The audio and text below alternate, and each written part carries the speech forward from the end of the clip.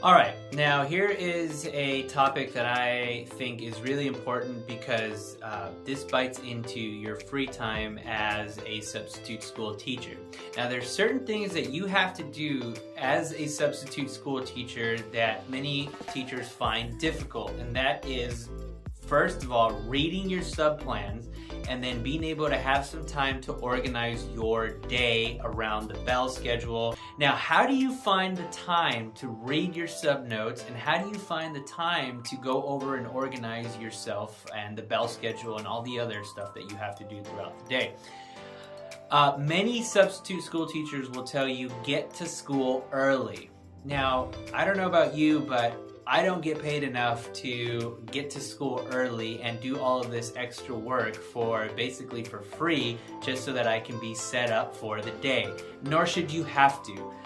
Substitute school teachers do not get paid a whole lot of money, and we shouldn't be giving away any of our extra time to be able to plan our day or read through our subplans.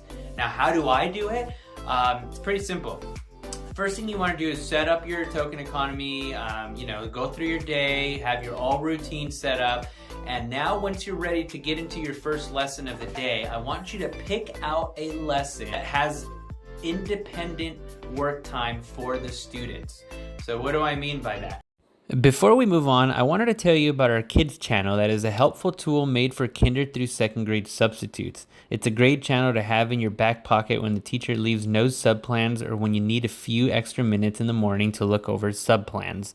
Each video is labeled with the Common Core standard, so if somebody walks in, you can always justify that you are teaching. All the videos are fun and interactive games, songs, and skits. And each video is accompanied by a free assignment you can download right from the description of the video that can be used to complete the lesson and also kill a lot of time when you don't have any subplans. Check out the link to this YouTube channel below. Quickly skim through your lesson. If there is a lesson in the plans that the teacher has left that has to deal with the kids doing any kind of independent work where you are not involved, this is a great opportunity to contract the whole class token economy system and be able to have that quiet time for you to do what it is that you have to do. What do I mean by that? So let's say in the subplans there is a lesson where the students have to do a worksheet on sentences, or they have to read a story and then write some answers to some questions, right? Reading comprehension.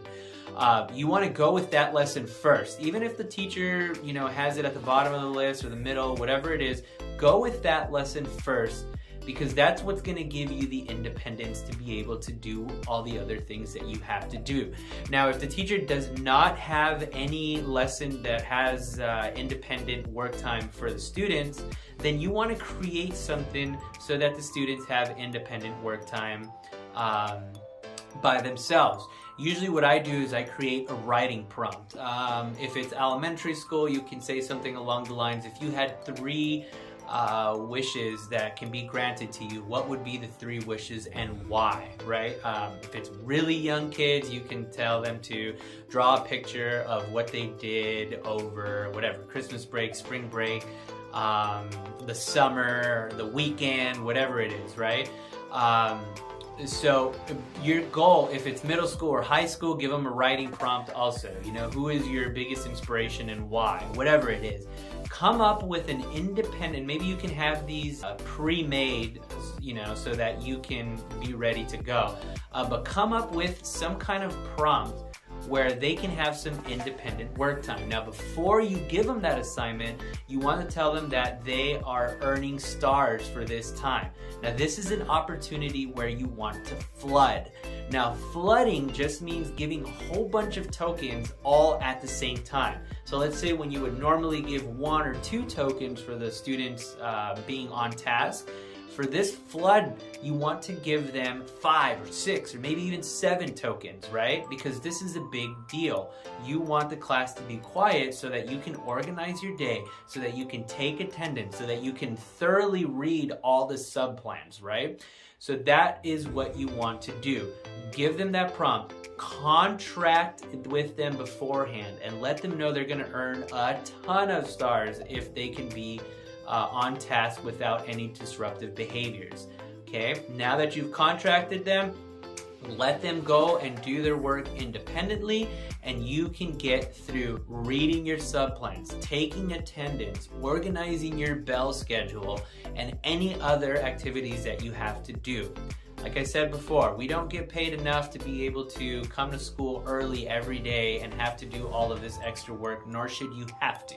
These plans should be done during your contractual work time and when the students have an independent task on hand. Just a quick tip on organizing your bell schedule. There have been countless number of times when I'm in a classroom and lo and behold, recess is at 9:30 and it's like 9:40 and I look at the clock and I'm like, oh wow, I completely forgot to go to recess. How do I combat that?